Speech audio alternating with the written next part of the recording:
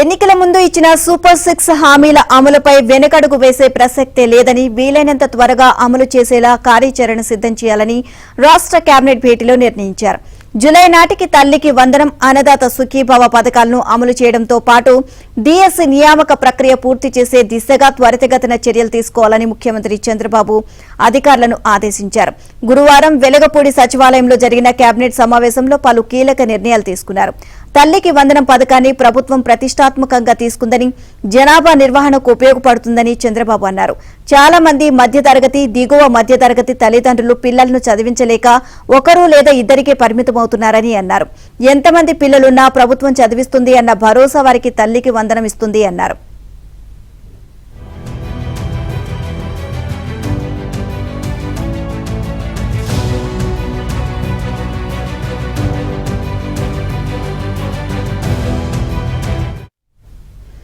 సంక్షేమ వసతి గృహాలకు మధ్యాహ్న భోజన పథకానికి ఇస్తున్న బియ్యం నాసిరకంగా ఉందని మానవ వనరుల శాఖ మంత్రి లోకేష్ కేబినెట్ లో ప్రస్తావించారు.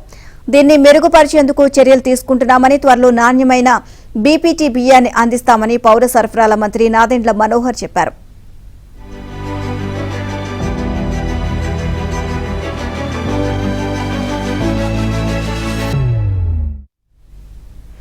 రెవెన్యూ సమస్యల పరిష్కారాన్ని వేగవంతం చేయడానికి ఏం చేయాలి అన్న దానిపై కేబినెట్ లో చర్చ జరిగింది. గతంలో ఆర్టీఓ స్థాయిలోనే అపీల్ చేసుకునే అధికారం ఉండేదని, వైసీపీ హయాంలో ఆర్టీఓను పక్కన పెట్టి డీఆర్ఓకు ఆ బాధ్యతలు అప్పగించారని, డీఆర్ఓలపై పని ఒత్తిడి కారణంగా రెవెన్యూ ఫైళ్లు భారీగా పెరిగిపోతున్నాయి అని అభిప్రాయపడ్డారు.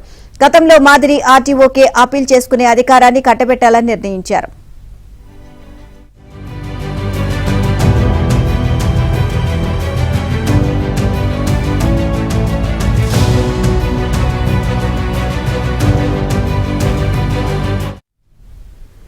రాష్ట్రం ప్రస్తుతం ఉన్న పరిస్థితుల నుంచి గట్టెక్కాలంటే స్థూల రాష్ట్ర దేశీయ ఉత్పత్తి పెంచుకోవడం ఒకటే మార్గమని సీఎం చంద్రబాబు వ్యాఖ్యానించారు. ఈ దిశగా అడుగులు వేసేందుకు నియోజకవర్గ స్థాయిలో ఉన్న అన్ని సచివాలయాల నుంచి అత్యుత్తమమైన 5 ఉద్యోగులను ఎంపిక చేసి వారితో పాటు ఒక ఆర్థిక, సామాజిక వృత్తి నిపుణుని, ప్రభుత్వ అధికారిని ఒక బృందంగా ఏర్పాటు చేయాలని నిర్ణయించామని అన్నారు. నియోజకవర్గ స్థాయిలో జీఎస్డీపీ పెంపుదలపై నిరంతరాయంగా పర్యవేక్షణ చేయాలి అన్నారు. నియోజకవర్గంలో కుటుంబాల నుంచి వనరుల వరకు అన్నిటినీ నిరంతరాయంగా పర్యవేక్షిస్తూ జీఎస్టీపీ పెరుగుదలకు ఏం చర్యలు తీసుకోవాలో ఈ బృందం అధ్యయనం చేసి స్థానిక ఎమ్మెల్యేకు, ప్రభుత్వానికి నివేదిక ఇస్తుందని సీఎం తెలిపారు. ద్రవ్యోల్బణాన్ని అదుపులో ఉంచేందుకు ప్రతి నెల సమావేశాలు పెట్టుకుని పర్యవేక్షించాలని ఆర్థిక మంత్రి కేశవ్కు సూచించారు.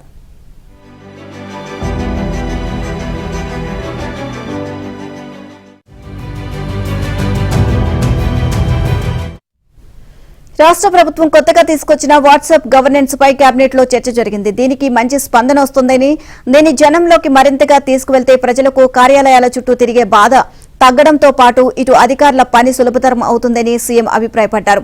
ప్రభుత్వ పనితీరు, సంక్షేమ పథకాల అమలుపై నిరంతరం సర్వేలు చేయిస్తున్నామని, అన్ని పథకాల మీద పాజిటివ్ స్పందన వస్తోంది అన్నారు.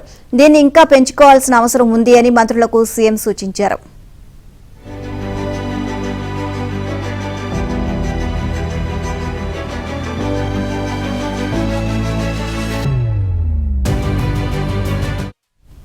AP corporation for outsourced services ను రద్దు చేయాలి అన్న అంశంపై చర్చించారు.